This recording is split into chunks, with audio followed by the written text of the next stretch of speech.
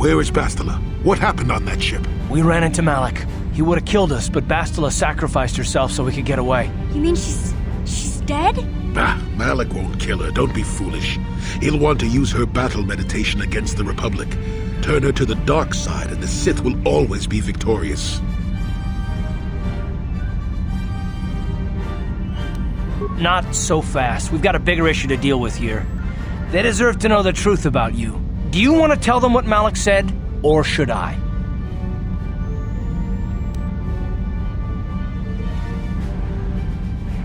Revan? What are you talking about? Is this some kind of a joke? No, it's no joke.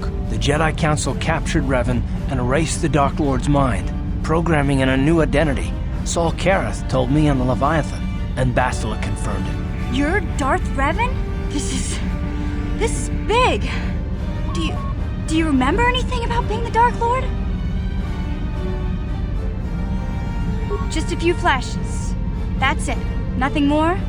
Then I don't think there's a problem. It seems to me that if you don't really remember anything about being Revan, then it doesn't really matter anymore. You are who you are now, right? Of course it still matters. How do we know more memories won't come flooding back? How do we know Revan won't suddenly turn on us? The whole time we've been chasing after Malik, we've had his old Sith master right at our side, listening to our secrets, hearing our plans. I don't see the Sith Lord standing here. I see a friend who's been with us through thick and thin.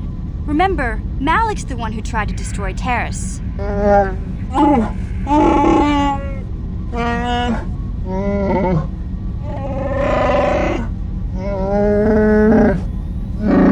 Big Z and I will stick by you.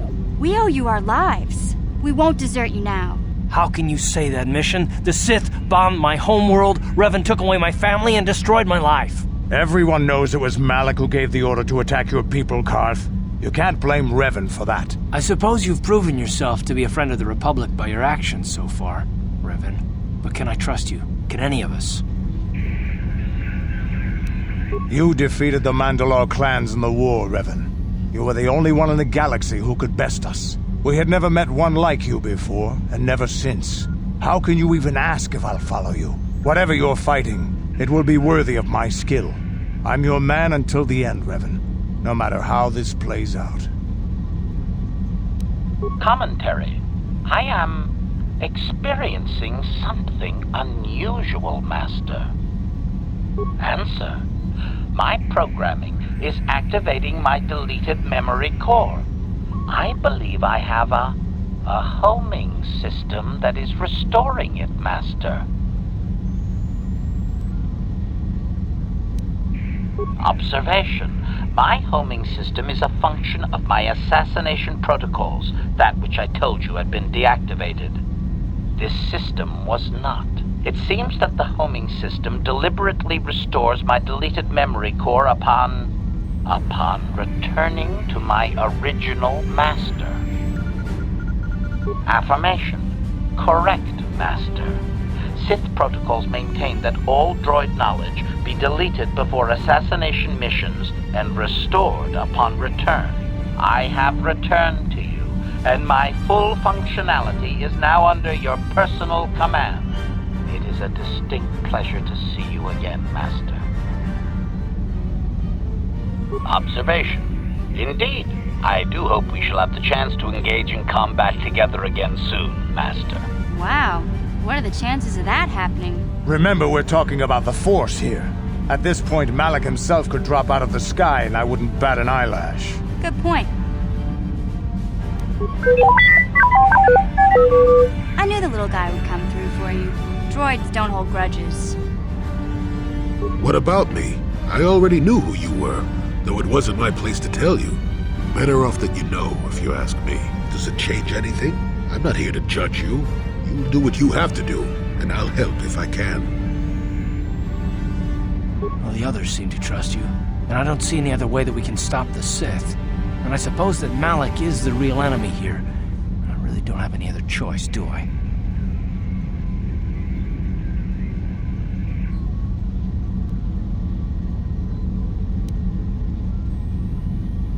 I want to believe you. You've proven yourself time and time again during our mission, but this is a little much for me to wrap my mind around.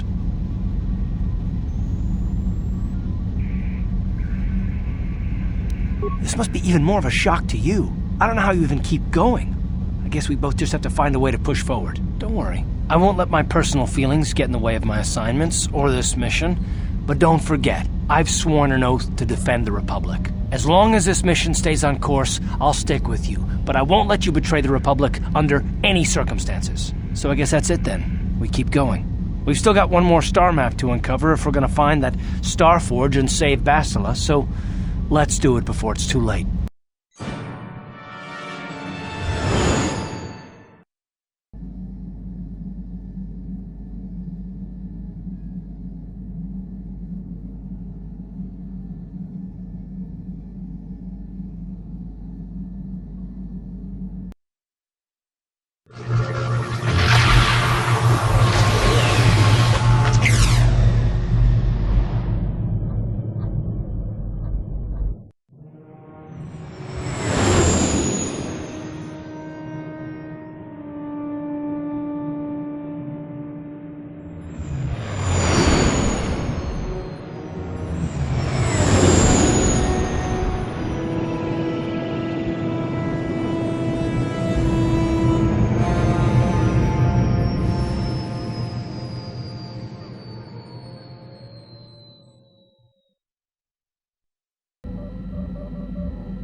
What do you need? Talk about what? The only thing I want to do right now is find Dustil. If he's alive, there's just nothing else I want to think about. I'll understand if we can't look for him right now.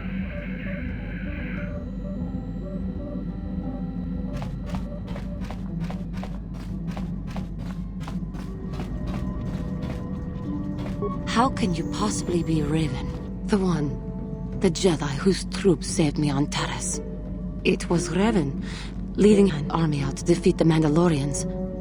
It was you. I knew when I heard that you had become the Dark Lord of the Sith that something was wrong with it. The woman who saved me, who I have come to care for, could never go completely to the dark side.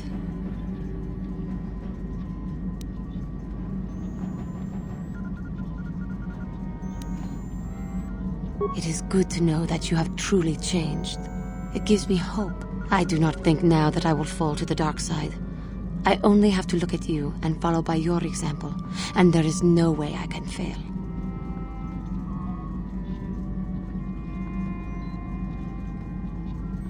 Yes, that is true. I suppose you would know better than I. I will never forget what you did for me, even if you do not remember it.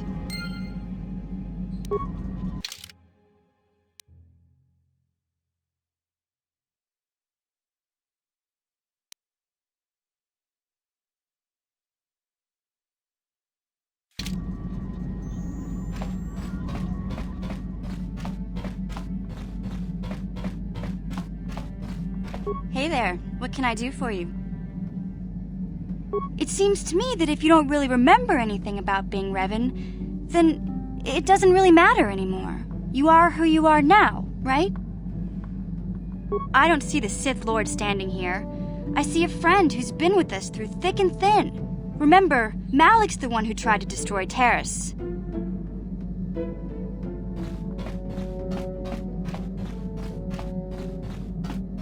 Yeah, what do you want? We fought against the Republic forces for some time, over the course of many battles. At the start, they were not much of a threat to speak of. But once you had taken charge, things began to turn against us. The Republic fleets began to use more than just basic tactics. Feints, counterattacks, mass deceptions. You were a genius on the field. You are held in very high regard among my people. You abandoned worlds of their defenders so that others could be too fortified to strike. You made sacrifices in order to advance your goals. Such strategies had never been enough to best us before. In the end, you proved too much for us. But it was close. So close. It looked like the entire galaxy was within our grasp. I still remember that final battle in the skies above Malachor 5. The two fleets filling the space around it, outshining the stars. It was not your ships or your men or your vaunted fight for freedom that won this, the final battle of the war. It was by the actions of one person, you, that the Republic prevailed. Your strategies and tactics defeated the best we could send against you. Even Mandalore himself was taken aback by the ferocity of your attacks, the tenacity of your defenses, and the subtleties of your plans. You fought us to a standstill, and then began pushing back. We really didn't have a chance. It was what we had wanted all along, in a way. We wanted to fight the best, in a battle that would be remembered for centuries. And we did. And you won. I hold no grudge against you, nor do any of my people. It was the greatest of honors to fight against you, even in defeat. It is even more of an honor to fight beside you now. Had you been born of the Mandalorian clans, surely nothing in this galaxy would have been able to stop us. But wishing for the past to be different is useless. Better look to the future, as we should now. We'll talk more later, I think. Is there something else you want to know?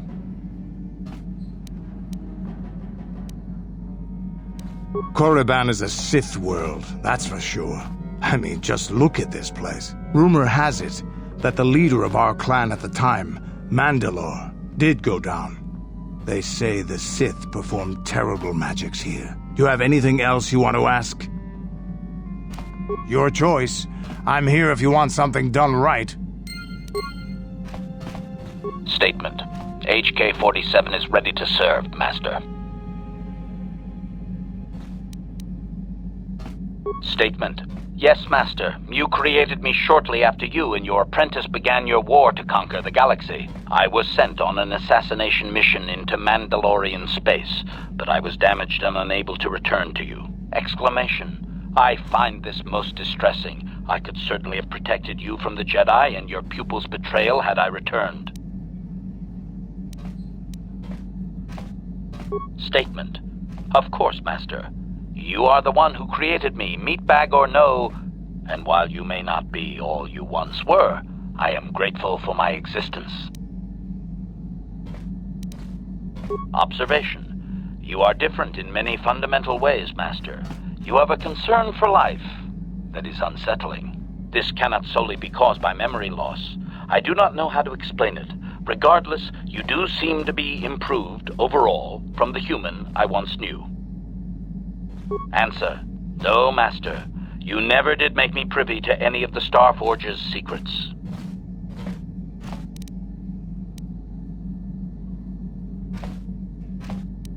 Commentary. Your former pupil is efficient and brutal, even for an organic.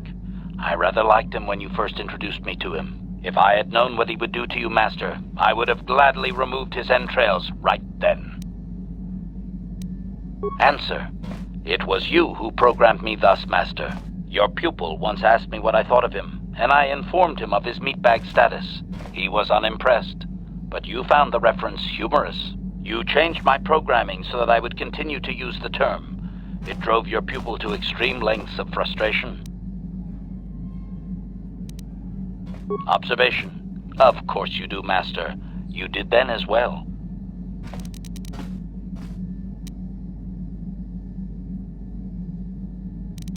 As you desire, Master. Signing off.